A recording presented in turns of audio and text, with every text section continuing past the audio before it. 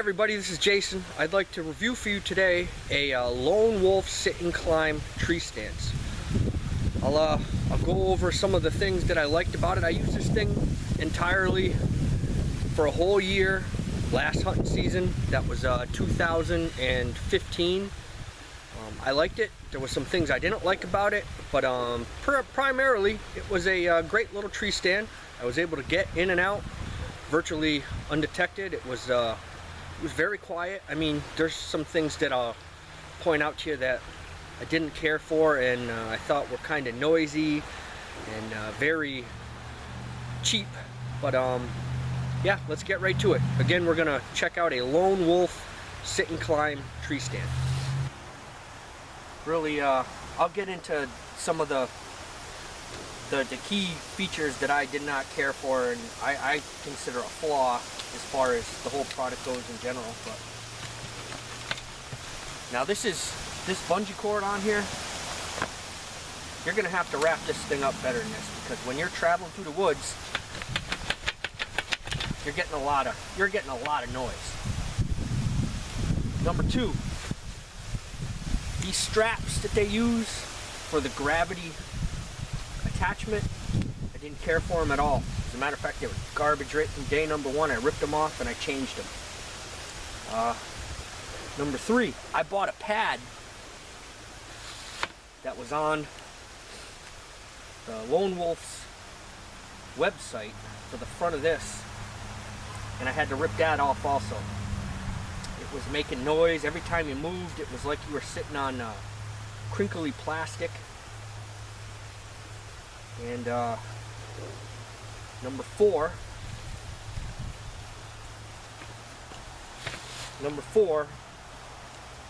was these footrests. Junk.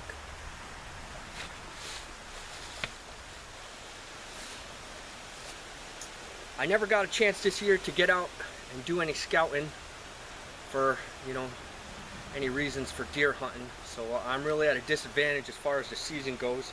I did get up last week and put up a stand, and our season starts this Monday in Massachusetts, so I thought it might be a good thing to get in here and review this stand. I don't know if you guys can hear that, but that does wobble around. In years past, I have actually carried the separate backpack. I mean, I'm not hunting very far, mile tops. But, for these guys that get in there and, you're trekking 5 and 6 miles, I don't know what you're going through, but I can speak for a good mile, maybe even a half a mile, something like that. But the backpacks, I used them for years and years and years. I enjoy my coffee and I liked a lot of it. And all the shit you carry with you, I mean, it comes in handy. But as I've gotten older and I've gotten wiser, I pretty much just carry the fanny packs, and I don't bother with the backpacks anymore. We'll have to see if I do a bit of trekking and I get a little further out from my comfort zone, if my mindset changes in the future. But as of right now, I don't usually carry a backpack. It's mainly just a fanny pack. Guys, let me set this up for you from beginning to end. It's a fine little tree stand.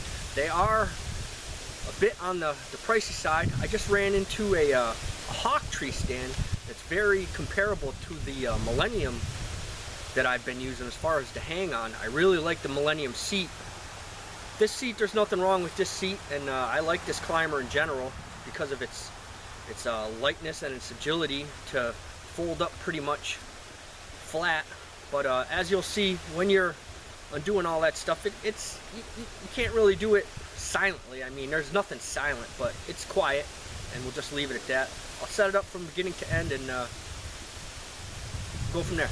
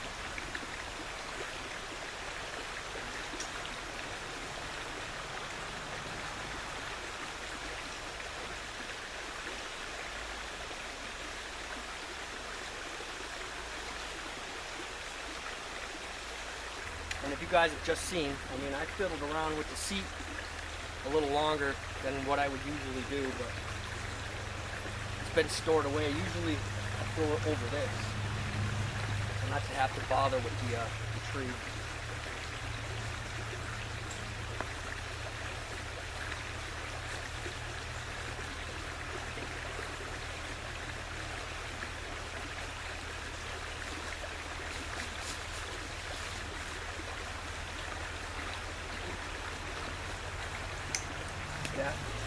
Problem.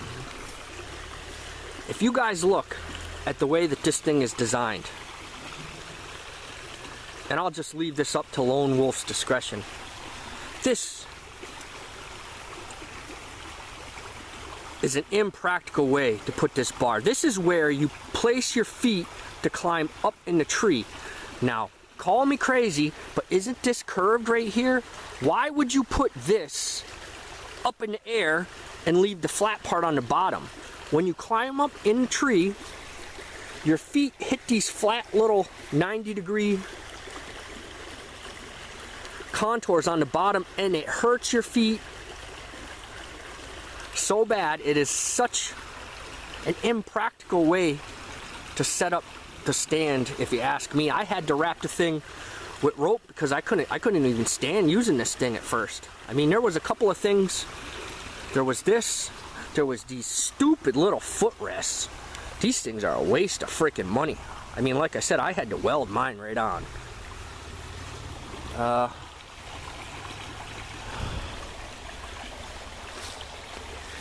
You know, for 400 bucks, I want it to be perfect. I'm not crazy. I had a Lone Wolf hang-on stand, and I'm a 200 plus, you know, I weigh about 219, 220, and I need a bigger seat. I mean, I'm not fat by any means, but I never really cared for them little flip-down seats. And I know this climber you can buy with the little flip-down seats. I mean, for some people that may be beneficial, but for me, it never really would work out. But so far, it hasn't been that bad. I mean, besides the footrest bar that you have to climb up the tree was excruciatingly painful. Why they would put that bar facing down like that is just beyond me. And these useless footrests. The footrests, I can't even stress. If I could only accomplish one thing, is hopefully somebody at Lone Wolf, they look at this video and go, well, you know, maybe we should, when we make this stand and somebody pours this molten aluminum, maybe we should put some kind of footrest at the end. Because I'll be honest with you guys, if you're ever gonna try to do anything with your Lone Wolf tree stands, don't even bother with these footrests. They're a complete waste of time.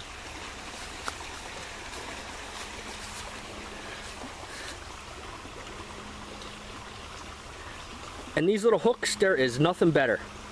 I see people messing around with carabiners and putting bungee cords on things. They sell these right at the archery store. You just wrap the rope around your stand and you fish it through. I mean, I don't know what the problem is. It looks easy enough to me, and there's nothing better. It's built for that specific purpose, so I use that exclusively, I'm sorry, and they're in every stand that I own, including the hang-ons. You got the G5 quiver mounts. You just zip tie them right to the side of your base or your top, and you can just hang your quiver right off of that. They're magnetic, and they're very, very powerful magnets, I have to admit. But let me get up in this stand and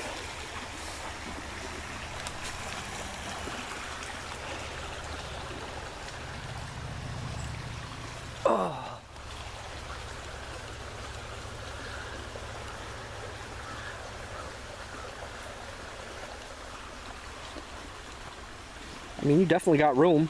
Like I said, I'm 200 plus. And there's definitely room on here.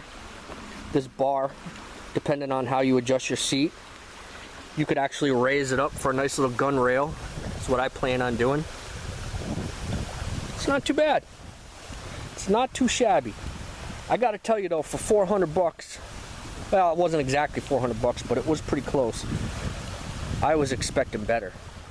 And in conclusion, guys, I mean, we're talking about a Lone Wolf product, something that's manufactured in the United States. It's not a cheap stand by any means. I mean, we pointed out today all what I consider are the flaws as far as the whole product goes, but it's, as far as an American product, it's right up there as far as the best tree stands that I had in my regiment. It's a little pricey, and the more I look around, there's companies out there that are a little closer to these Millennium stands that I like, as far as the seats and the comfort, you know, the positions that the seats are able to get. But again, we're talking about Lone Wolf, and there's nothing wrong with this stand. It's a great little stand. I mean, you know, besides the straps, the footrest, and this crazy, poorly manufactured, this footrest that you use to climb up the tree. I mean, it's a great little product. A little pricey, and I'm going to continue to use that phrase, a little pricey as far as tree stands go, as far as the money that I want to spend. But you know, guys, I enjoy getting out there. I love hunting. I love spending time out in the woods, stalking the deer, and, you know, bringing home some meat for my family. So again, it's a safe, it's a reasonably sturdy tree stand, and, you know, if that's all we can gather from the review, I'll just say that.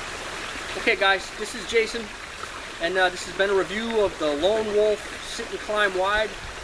Thanks for watching. Okay.